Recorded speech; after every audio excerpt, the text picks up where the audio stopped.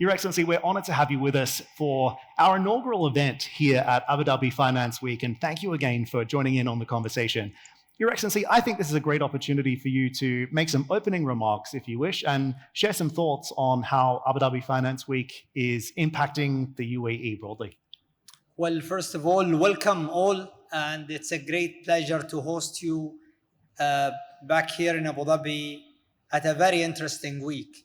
I think year on year, Abu Dhabi Finance Week tracked more partners, interested companies, and I would say all of the stakeholders interested in shaping the world future, not only in Abu Dhabi and UAE, but also worldwide. We are becoming a hub, and we look forward to thinking together and hopefully doing projects and concluding projects together here in Abu Dhabi, UAE, and worldwide.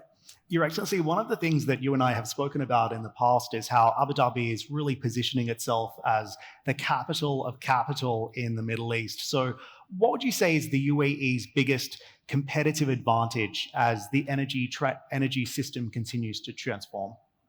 Well, some people, when they think of us, they think of a large-scale infrastructure investors. But at the same time, we are also one of the countries from energy point of view that the world is demanding on in terms of resources, whether it's in the hydrocarbon, and recently our investments in renewable energy. Renewable energy is one of the areas that we believed in, our leadership believed in earlier than anyone else. We converted that belief to attracting the best players. We have shaped our strategy, energy strategy, around the hope that renewable energy will be competitive. And today we are reaping the benefits of that aspiration, that goal that our leadership believed in. I would say when we created a company like Masdar back in 2006. Let's talk about AI as well. Obviously a central theme, not just in the UAE now, but worldwide. We're seeing major investments into AI infrastructure in the UAE right now, including data centers and of course, high performance computing as well. So how does AI fit into your vision for the new energy economy? And at the same time, the UAE also hoping to add something like 5.6 gigawatts of new capacity by 2030. What portion of that is going to be solar versus nuclear versus other sources? I would like to address our interest in AI in two folds. One fold is the technology element. Second fold is having the large scale data centers that hopefully is going to serve the world. So the first part, it's not new that our interest in technology and in chips, I would say, that resulted today in this leap. We are through global foundries. We have invested years and years in developing chips and supporting many companies in being in every device that you see, whether it's an iPhone or a car or so from that perspective, that technology interest, we believe that AI is going to be the new wave. And again, driven by a leadership vision, everyone started to focus on the technology elements. And now the whole world is realizing that, yes, AI is true, AI is evolving, and AI is going to shape up the future. So from that, who can be competitive in the AI data centers point of view. Those large-scale data centers would require an uninterrupted, round-the-clock, reliable source of energy. That, guess what? They want it to be sustainable and as well competitive price-wise, and they want it to be as well is something that is clean. And UAE have put a strategy toward net zero. That strategy is aiming to convince the investors that investing enough in large-scale solar, we could one day make solar round the clock. Competitive to natural gas, competitive to any other. Not only competitive, I would say, they could be cheaper. Because in the future, we may see that the natural gas, due to demand and scarcity, prices could rise. Today, round-the-clock solar is, I could say, proven very competitive where it exists. And we are blessed from a location point of view with enough resources here in the UAE and the Gulf states and Abu Dhabi. And Abu Dhabi is 88% of the land. So Abu Dhabi is primarily the land available in UAE when you think about it from that sense. And I think that's the competitive advantage that we have here in UAE. We have done a large-scale deployment of that theory of round-the-clock competitive pricing, the 5 gigawatt project that will deliver a round-the-clock 1 gigawatt of solar that is going to power the data center. So the conventional thinking is that the rise of AI means we're going to see higher demand for electricity and energy broadly. How else do you see the energy mix changing as a result of this new paradigm with artificial intelligence? Again, what would AI do to our consumption, our management of energy in a city, in a building? I think we're just at the beginning of the tip of the iceberg on what AI can do. I can tell you that we as humans were not that efficient. And we have learned with the capabilities of AI that we have today that we can save up to 30%. I'm not talking in a small scale. I'm talking it's scalable to a city, to a country. Are we doing it? No. Would the AI help us save that 30% or more? Yes, it will. So our interest in the AI, yes, it will demand more electricity. But if you think about it, if you look at the country demand, the world demand, if we can save 30% of that, we can maintain a reasonable growth, but at the same time, enable a technology that is going to transform how we consume energy. And that energy management is going to be those data centers managing all of this data. It will manage the energy for us. And I can tell you from an experience that we did here in UAE, 30% is a very reasonable target to be achieved. Now, you go with your 5 giga or 10 giga or 15 giga, you look at the whole country consumption, take 30% of that, and take it in any country. Take it in the United States, take it in China, take it in any country. That's the possible available capacity that if we consume energy right, we can save. Not to mention that it's not or anymore, I would say. Now, when it comes to energy, because there is a demand in the conventional grid and the growth on the demand of a city or a country, there is also this additional demand from AI. And some people are afraid that there will be a competition where no energy sources will be enough. And I think no one will build more than what we will need. All of those large-scale projects are based on offtake. The competition is going to be from those unicorn companies, those big companies which are attracting investors in data centers. Our role as a regulators is to balance those two and ensure that we are growing in the space of AI capacity availability, but at the same time, we are securing the requirement of the grid, the requirements of the people. At the Adapret conference earlier this year, Dr. Sultan Al Jaber, CEO of the Abu Dhabi National Oil Company, spoke about how we are now in the energy addition era.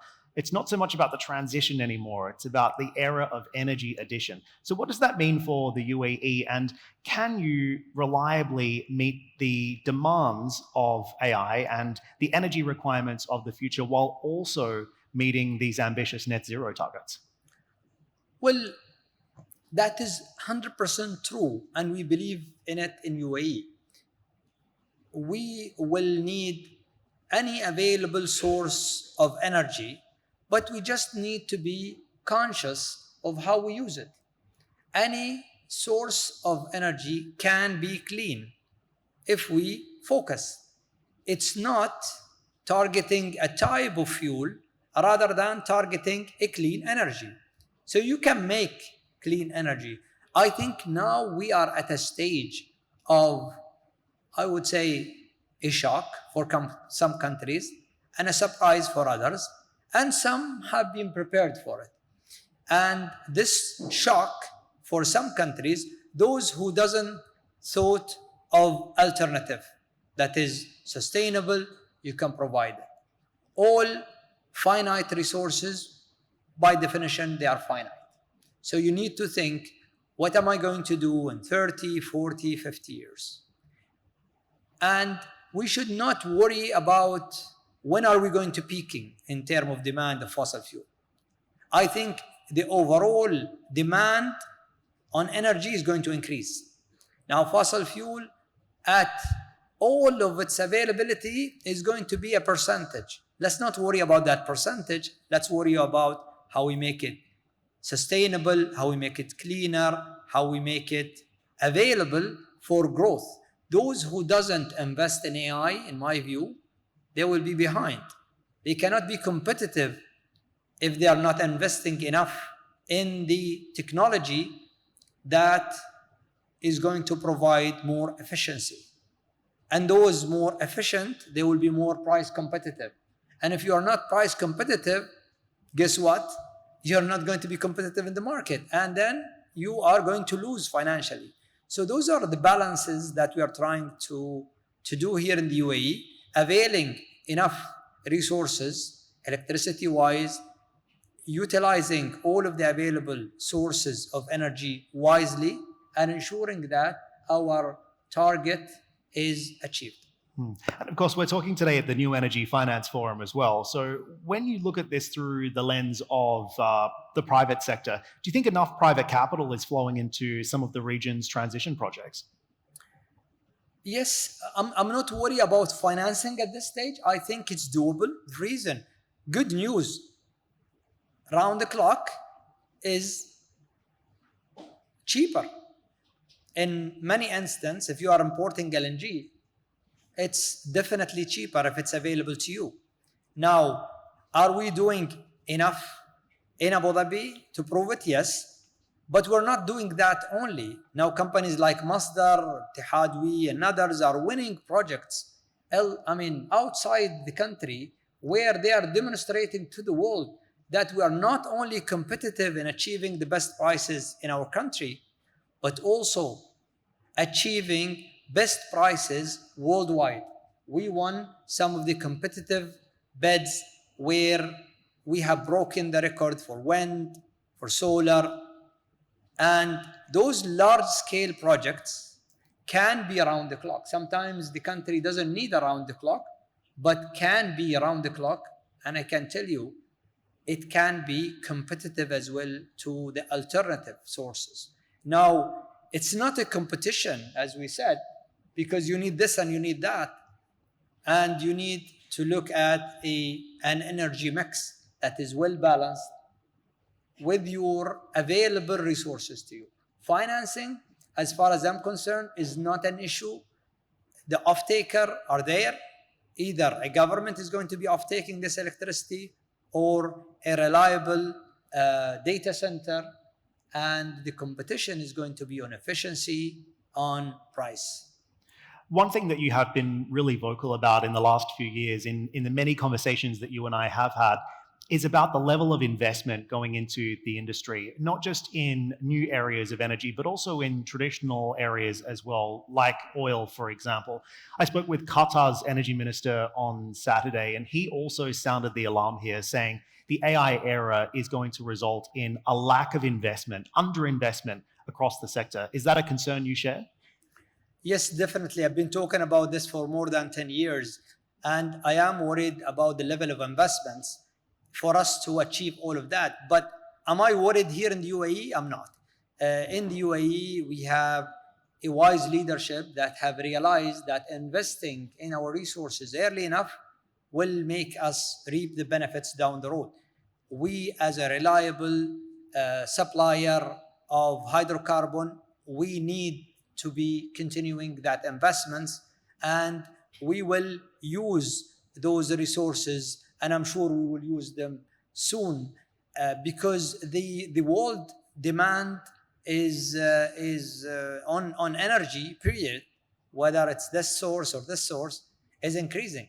So if you don't have available renewable sources, you are going to use the alternative available source that is available to you. And natural gas is one of those sources. We are intending not only to satisfy our local demand, but we are also, as you know, growing our export of LNG. And I agree with His Excellency, the Minister of Qatar, that the demand is going to be much more than the project that we are seeing. But if there is a demand in the finance world, you will avail, I'm sure, the investments for those projects to happen.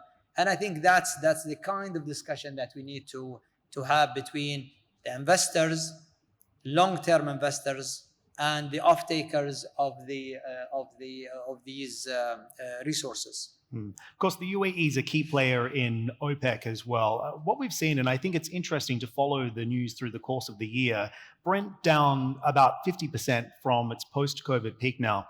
Does the price of oil still matter materially to the UAE's long-term strategy? Yes, I would say hydrocarbon is important worldwide. It's important to the energy equation. It's important for our customers that rely on us to supply them.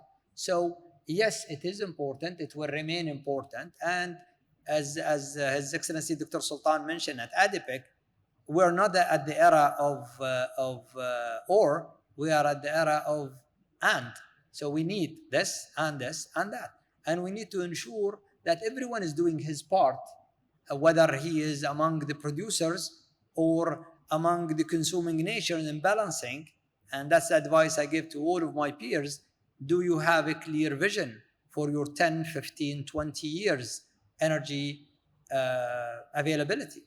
And some, they rely on others to shape up for them. Now, even nuclear is going, the demand on nuclear is going to be higher. The demand on even cleaner coal could be also on demand.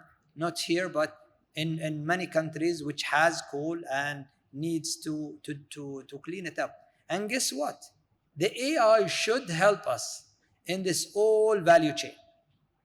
So AI will help us produce sensibly, reduce the emissions technology-wise, and improve the efficiency. We are consuming more than what we need as human beings today. Can I ask you as well, just with regards to the impact of AI on the supply-demand trajectory for oil?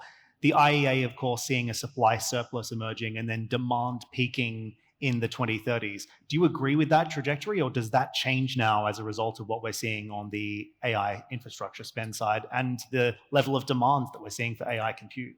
It depends on this is not an easy question. And you could vote this side or that side. I think it depends on real large-scale projects that we see that put us on the trajectory to achieving those huge numbers that we hear about from those companies. They need that power to harness the data. They need that power to develop LLM and to develop this technology toward the next stage. And I think some countries, and I can assure you UAE among them, are keen, focused on availing that power to be among those leaders in this front. Those who doesn't have a competitive energy, they will either need to subsidize significantly, which is not a long-term plan, or the train they will miss the train. And it is a race, but it's a race for the good of humanity, in my view, because it will improve efficiency, it will improve how do we behave, and it will put us in the right trajectory, efficiency-wise, to reduce our current inefficient energy system. We have losses. I mean, if you look at the value chain of electricity today, we have losses from the generation side. Many of those turbines, if you are in the gas or if you are even in the solar, some of those older technologies. So the technology evolution is happening fast, and we need to adjust, we need to replace those investments that are required to just fix the grid, which can be justified financially but not done, is enormous. So if we fix the whole ecosystem, I can assure you there is a potential of 30% minimum, and in some countries 40%, how much losses we have. If you just collect those losses, they will satisfy the requirement of AI, at least for some time. Wow. So what's being done to improve the efficiency then? Because that's obviously a key concern. Well, in UAE, we are working very hard and on opening opportunities for the developers, those companies that are using AI, by the way, to improve the efficiency. We have run a program for the federal buildings, schools, hospitals, others, and we're on a bit, energy management using AI. And guess what? The numbers that I was talking about, 4 years, was achieved. 30% or 28 to 30%. Both water and electricity can be saved in those buildings using AI tools and energy management and efficient metering. So it is doable, and we're only talking within the premises of the building. If you include with that the transmission, distribution, transmission, and upstream generation, that percentage is going to be to be higher. So one area of looking at availing capacity for AI is building new. Another is using what you have, being efficient. You can definitely spare 20 to 30% if you are efficient and using AI. And the next wave of AI is going to move us to the next level of saving. And of course, as the technology improves as well, it's reasonable to expect that there'll be advancements in efficiency too. So, Your Excellency, a couple more questions before we let you go. When you cast your mind ahead, when you look out to 2050, what does success look like for the UAE's new energy economy? And when you look at the pace of this change that we're seeing in technology, it's pretty clear that the future is uncertain, right? So what are you forecasting? What does the future actually look like to your mind as it stands now? Well, you can't guarantee the future, but zero planning or just wishing that the future is going to be great without proper plan that you adjust as you move on is a failure. And what we always good at is long-term planning. So we plan for 2071. That's when UAE is going to be 100 years old. And now we're 50, 54. So we are planning. So our aim of what we know is toward that year. How can we achieve that year with the objective that that I mentioned earlier? Whenever there is a wave of technology that is going to change the world, we don't want to be the one who missed the train. We would like to be the one who's driving the train. So that's how you see UAE in the AI. We are among very few countries which are investing, impacting, and hosting those game changers. And that's how we think that with that vision, we will be the first to receive those next wave of AI that is going to change how our country is evolving as an economy, and it will help us be a leader in efficiency. And then we can innovate moving forward and adjust our view of the future. The future will change. No one can predict in 50 years what's going to happen. But keeping your hand on the pulse of what is changing, engaging with the best technology providers, investing with them, not only believing or following their news, that will give you a better access to knowledge. Can I ask you about the regional competition as well quickly? Because at the same time, the UAE is attempting to be a leader in this space, but so is Saudi Arabia, and maybe to a lesser extent, so is Qatar. How are you reading the regional race at the moment, or as others have called it, the marathon right now? I mean, those are all good. If we are all competing to become among the best nations, providing our economies with the best we can do, I think that's a well-justified competition. And that competition exists among every nation. We're friends, we're brothers, we invest together sometimes, we compete sometimes, but the objective of every country is to focus on how they can be an example, how can they lead. And if we are all among those who are competing, this is good news for the region. The region has had so many pains and issues in the past, and now to have those countries in the GCC competing, investing, and attracting talent and capital, this is a very good news. And we're not only competing for the sake of building our economies, we are also helping other nations. I travel the world to trying to offer every opportunity of saving we do. We go and implement projects in the world, offering those technologies, offering those partnerships. It's not us. Some people are saying, is it only you? No, we have a cluster of partners like you. We go together. So no one alone is strong. You need to create partnerships. The more diversified your partnerships, the more balanced those partnerships, the more impactful you will have in solving the energy crisis, solving the technology crisis, availing enough resources. And this is something that we feel good about because it makes us among the best, and we compete. That's fine. We compete with our brothers. That's fine. Even within UAE, we compete for the best. And that competition gives us an edge, makes us strong, and makes us agile, makes us willing to change and adjust because it's a race. Your Excellency, we've spoken about so much. We've spoken about the energy addition and transition. We've spoken about the need to diversify the energy mix. We've spoken about the demand for artificial intelligence into the future and how this is changing the calculus for everything that you're doing inside the ministry. My final question is this. What concerns you the most right now about this trajectory? And is there anything that's keeping you awake at night when you think about trying to solve the challenge and this nexus between energy and AI?